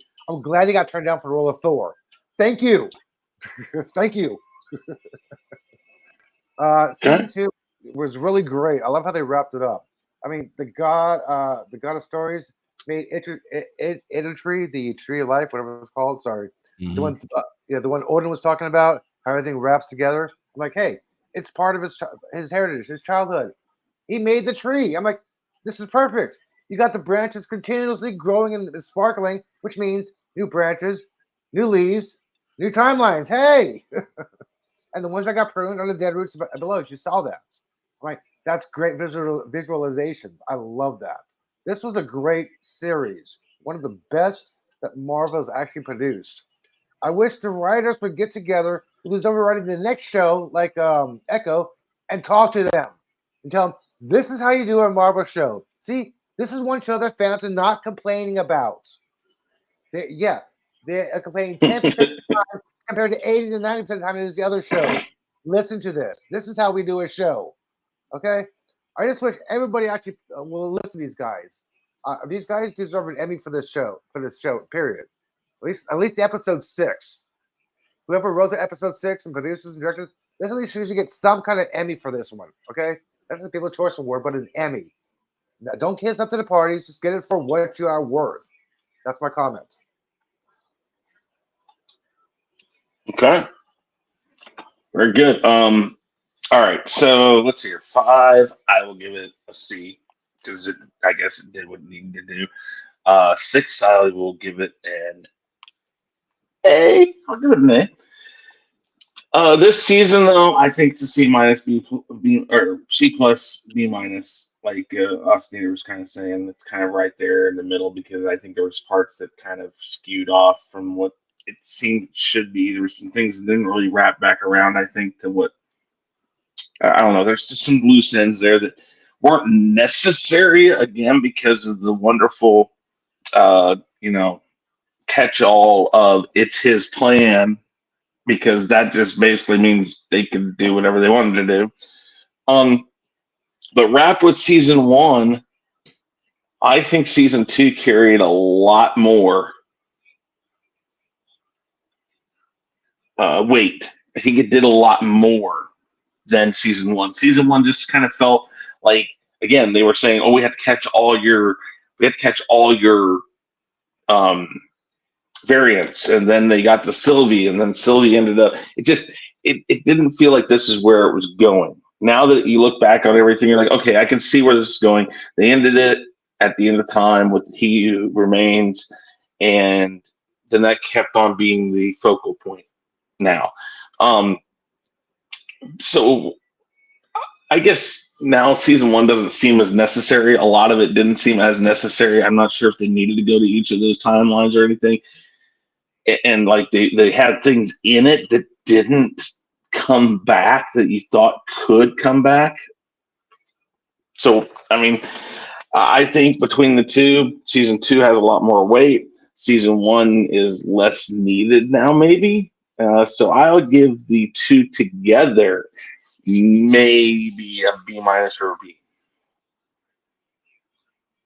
So that's where I'm at with that. Yeah, that makes sense. Okay. So there it is. We've finished. What's up next? Anzo, is What If up next? Thank you, Brother Odin. I just want to say that. Oh, well, thank you. Of course, the white guy you call Odin. Lovely. I mean, I can't call you Heimdall. So. Well, what? We live in a progressive world. Why can't I be Heimdall? No. Because we already know there's a bunch of people on this panel who can't stand race bending. You know what I mean? I know. Who cares? They're fictional characters. I agree. Man. Come on. Okay. Anyways, if you make a white Black Panther, I'm burning this shit up. I mean, all this shit going. We got an Asian century. You know what's funny is remember there for a while in the 2000s there was that thing of them, like there was a movie called The Terminators, but it wasn't The Terminator, and they would take the basic idea and just put as little money behind it and this bad graphics and just throw out these movies, and they were throwing them out and they were making tons of money hand over fist about it just because they were putting up this. Oh, there were so many of them. That's what I almost see for Black Panther is like them coming out with that and calling it the White Black Panther. It's like White Wolf. I'm burning this shit down. All of it. White Wolf is his brother-in-law. Okay, come on. Okay. Anzo, what is next on the slate? What if is next? Okay. Yeah, I figured that was. What if it's kind of different, right? Because what if is coming out one episode every day. Every day. Yeah. So 9 days in a row. If anything, we'll probably just do the review on the whole series, I guess, or something. Well, you probably do like the first 5, and then the next week do the last 4. Well, we could do something like that, yeah. Because I don't know. It's your show. You do what you want with it. Yeah, we'll figure something out because Yeah. and none of us doing it every day. So No, Yeah, for sure not. I mean that makes sense. Yeah, some people are who do reviews and Easter eggs. They've been asking for screeners, and so far they've gotten no word. Like, nope, no word yet. Nope, no word. Nope, nope. To They're I think they're begging. not going to give anything out. They're not going. They're They're going to keep begging. their time. They are begging. to be I'm honest, okay with them not getting it. I'm like, fuck it. If you're gonna give it to them, give it to me too. to be honest, I'm actually just waiting out for Echo. I could care less for. Oh, stop your shit. You want Echo more than What If? I mean, what if we had like maybe 3 episodes out of the whole thing? Come on. Dude, Star-Lord T'Challa is still my ish. Oh my, that was one of the Really? worst. Oh, I hated that one. That was one of the worst. I thought that character they could have used that character too. Killmonger was He's the way best. better. Stop it. Stop. Get I off like my Killmonger too. Yes, I love Killmonger. I like Killmonger. I will too. say that once they wrapped all the episodes kind of together there at the end, I did think that Two the episodes were good, so it's more than 2. They said, I said 3. I give it 3. The rest were garbage. No. Well, I won't say garbage. I don't think any of them were garbage, Okay, man. so the Captain Britain one was good. The Doctor Strange one was good. The Ant-Man one was good. Harry Pym. The 2 last ones were good. The only Thor thing, one was that was stupid. really bad, that was the one was Party really Thor. Yeah, no party. Yeah, Party Thor was stupid. The Yeah, Thor, the Thor and one was not good. And the Star-Lord one was stupid. I'm sorry. I like Star-Lord. I thought that was cool because I thought how much better he is than everyone else. Better. You know, Way he better. spoke to Thanos and made sure Thanos didn't do what he wanted to do. Yeah. Oh yeah, that was great. yeah. Hey, let me tap you on the shoulder, buddy. Don't do this. That's it. He- Yeah, get He's the hell out of here. T'Challa. Stop it. He's You know T'Challa. what I'm saying? Stop it. It's like saying Yeah, Michael Jackson. He made Thriller. Oh, so recast him then. I was looking at some of the previews for the season 2. I've been saying that shit and for the only forever. one that looks like the comically stupid Party Thor episode would be the racing one. Okay. I don't know. The racing one looks like some Mario Kart shit. I was like, oh, this looks cool. I want to see that racing one. No, I think that's going to be the comedy haha episode that they were talking about. Yeah. Maybe. Party Thor is the only one I didn't like. Everything else I thought was pretty cool. The was it the Die Hard episode with Heavy Hogan reference thing is supposed to be not comical. Yeah. All right, so that's the next one, guys. Look for that. That will be soon. We will be doing the Rule of 3 not tomorrow night because I have to work tomorrow night with the Chiefs game going on. So we will be on Tuesday, if that's okay with Danny and Anzo. Is that good? I'm good. Okay. Why, Chris? I have to work. No, why did you submit that message? Why? Oh, just do it. You'll find out. If I ask for something, there's a reason. Okay. And Elon wants to know what the reason is. Like, you know what I mean? He's like, just do it. I don't Then that would nullify the reason. Because I can't tell him the reason for why I'm asking for what I'm asking for without nullifying the reason for wanting it. Just do it. Just do it. There's 2 different choices. Let me see. Okay, this choice. Send them both, and I'll figure it out. Okay. Anyways, with that said, guys, we're gonna go around one more time, have everybody talk about themselves, their channel, and what they got going on. We'll start down there with Elihu, who is currently trying to figure out what in the world I'm up to, which is all right because you don't have to worry about it. Okay, interesting. Walt Disney is. You're not looking where Walt Disney's pointing, though. Sorry, I said the same one twice. Sorry, I'm stoned. Yeah, you did. Okay. Anyways, go ahead and tell everybody about yourself. 5'9". Your channel. Your channel. Oh, okay. I'm Elihu Who. I am everywhere I know at the same time, like Twitter, Threads, Instagram, YouTube, and since APEC is finally gone and the barricades are gone, I can actually do some astrophotography, and the moon is about 47%, and no clouds predicted tomorrow. So expect some photography tomorrow on my Instagram and Twitter. Woo! Excellent, great. And then next we're gonna go up to Austinator, the Austinator. what is going on with your channel. Yeah. Hello everybody. I'm the Osnator. You can find me on my channel. I do a bunch of stuff on there. I typically do WCW reviews with Shifty on Thursdays, but due to the end of the semester coming up, it's been a little difficult in having real time to stream. So there might not be anything else until maybe December. I don't know what's gonna go on. I'll figure out when it happens. You can find me on Wednesdays for the Hangout. I'm typically on Chaos Central for various roundtables, so check me out there. I'm basically everywhere all at once. I'm also a part of the Cool Kids Movie Reviews group. Last one I was on, we reviewed David Finch's The Killer. I'm just everywhere, man. Just check me out. Chris, thanks for having me on. Not a problem. Great to have you here. Brian, tell everybody about yourself, what you guys got going on over there at Spoiler Kings. All right, I'm Brian the Grizzly, 1/3 of the Spoiler Kings. I told you, Monday and Thursday nights we do all of our reviews. We're going to be talking about what is it? Invincible. I think tomorrow. Actually, I think a couple of us went and saw the Hunger Games movie, and I went and saw the Trolls movie too, because I got little girls. So we were talking about all that stuff tomorrow, and then we're gonna have fun on Thursday. So this is what we do. I love comic books. I love the movement. I love all these things. So if you suggest them to me, I'll watch it and we'll review it. So I'll see you guys then. Okay, very good. I saw the Hunger Games, and you will like it. Perfect. Okay, very good. Warren.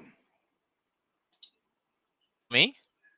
Yes, you. Oh, sorry. No, the other Warren. No, you should have said Urkel. If you would have said Urkel, he would have said Whatever. Anyway, you can find me on Twitter. You can find me on Twitter.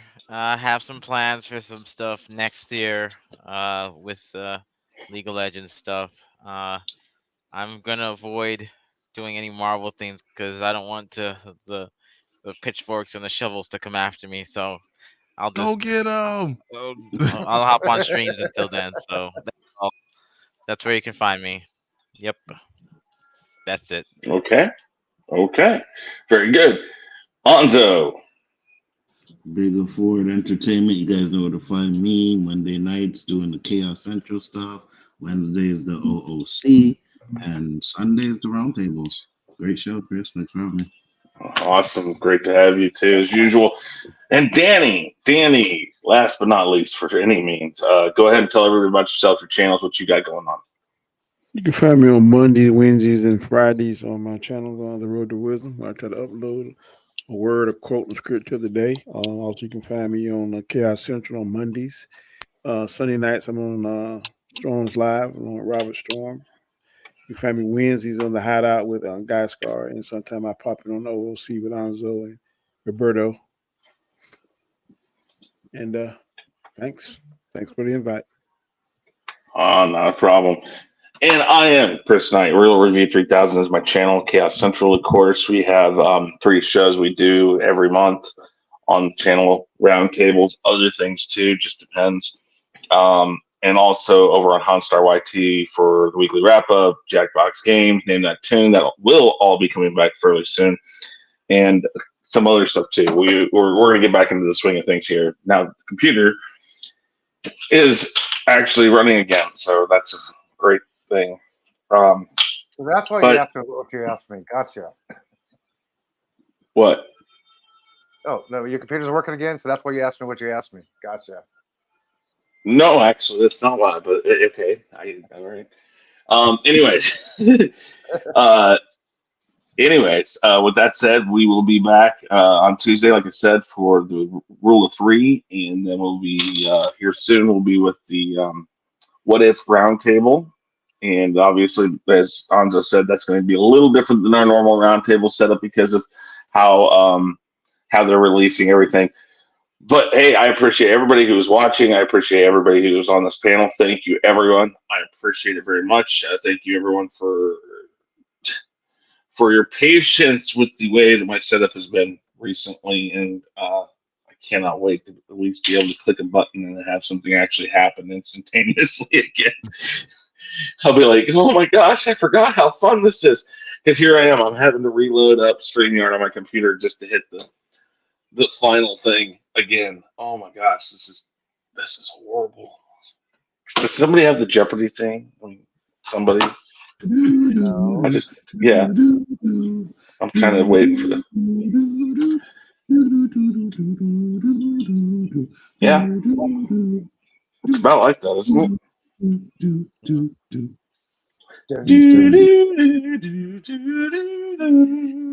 Loki has green magic. And he's the What the hell? What are you talking about? Oh my gosh.